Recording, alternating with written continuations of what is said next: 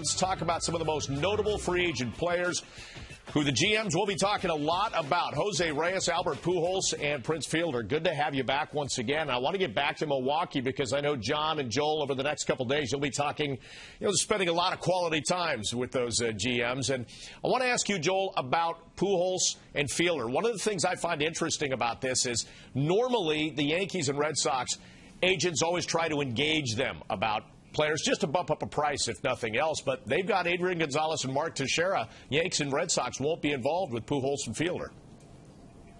You could add the Phillies to that, who are usually a big spender, even though Ryan Howard hurt his Achilles, tore his Achilles to end last season. They're not going to be in it for first baseman. Detroit will spend. They have Miguel Cabrera. So you see where the market is forming. Look, at this point, we recognize Albert Pujols, all things being equal, wants to stay where he's most comfortable, wants to stay with the Cardinals. John has reported quite a bit about what the number has been, about 9 at $210 million. Obviously, they're trying to get towards what Alex got with the Yankees, 10 at $275.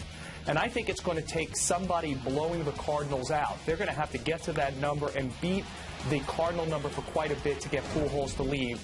Whereas I think it's clear that Fielder will probably go to the highest bidder. There's a lot of history with Scott Boras, who's Fielder's agent, working with the Nationals on big deals. Jason Worth last year. Steven Strasburg and Bryce Harper in the draft. So, if you're looking for a favorite there, I think the Nationals are the favorite with Fielder. All right, let's talk a little bit more about Fielder. Break him down as a player because you were in Milwaukee. You saw him close up. You also saw him. You played with his dad. So let's talk a little bit about what he brings to the table and maybe what kind of money he can command. Well, he's going to want to get paid, that's for sure. But this kid is one of the best pure power hitters in the game. They call him P, but you know what? He's a good guy in the clubhouse. Just a guy that you want to go to war with every day because he plays with a lot of intensity, very volatile personality, but a guy that would fit just perfect in any lineup. Do you think a guy like him translates better to sticking in the National League, or is he such a good hitter that you see him American League? Maybe he's a better fit where he could DH some. Well, it'd be a nice spot to have him as a DH every once in a while. He's decent defensively, but I think for the most part he could hit anywhere. I mean, this guy, there's no ballpark that can hold him.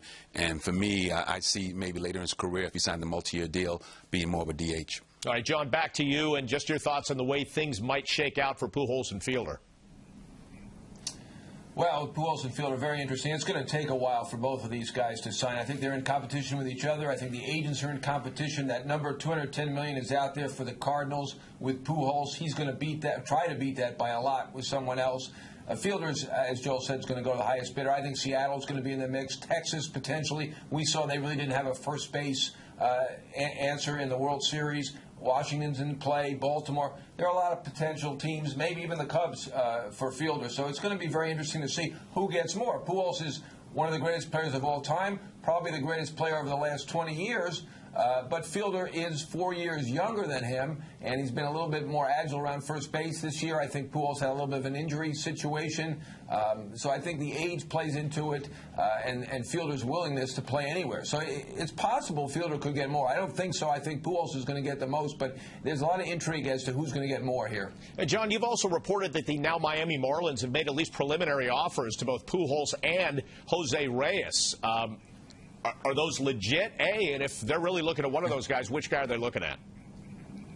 Well, I think they're looking at Reyes. Reyes is the guy that they think fits them. It's clear from their call at 12:01 a.m. on Thursday, 1 minute into the period where they could start contacting free agents, they called Jose Reyes. I think this is the guy they want. Even though they have Hanley Ramirez, I think they look at Ramirez as maybe at third base, maybe in the outfield. I think they love Reyes. I'm not sure that they made anything but a preliminary offer so far, but I think they've established themselves as the favorite. At least to us outsiders looking in, they look like the favorite. I think Milwaukee, Doug Melvin is here, the GM. He said he's reached out to Reyes' agent, and I think they're going to play for him because I think they've given up all hope that they can sign Fielder. So I think Milwaukee will be in it. Detroit's a possibility. And then at the end, Reyes is going to go back to the Mets and see whether they can match or come close. And I think he loves to be in New York. I think Jose Reyes is a New Yorker.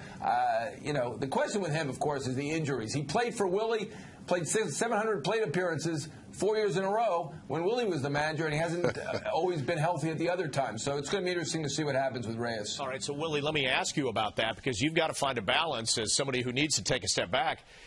between the talent Yes. and the injury factor. Yes, well, I think the way you keep him healthy, if you try to, just give him days off every once in a while. Jose plays with a lot of energy, of course.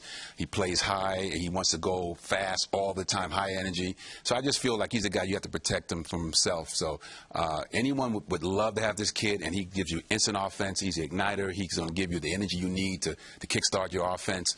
But I think you have to watch him and treat him with kid gloves at times, because during the heat of the summer, when things get hot, he gets hotter, and he starts going faster. Right. And before you know, he gets a little bit out of sync. So I think if you can just communicate with him and let him know when you're going to give him a day off and explain that to him, he'll be fine, because he hates not playing. He loves being in the lineup. We used to fight all the time about not being in the lineup. But I said, no, what? Today you're sitting next to me, buddy.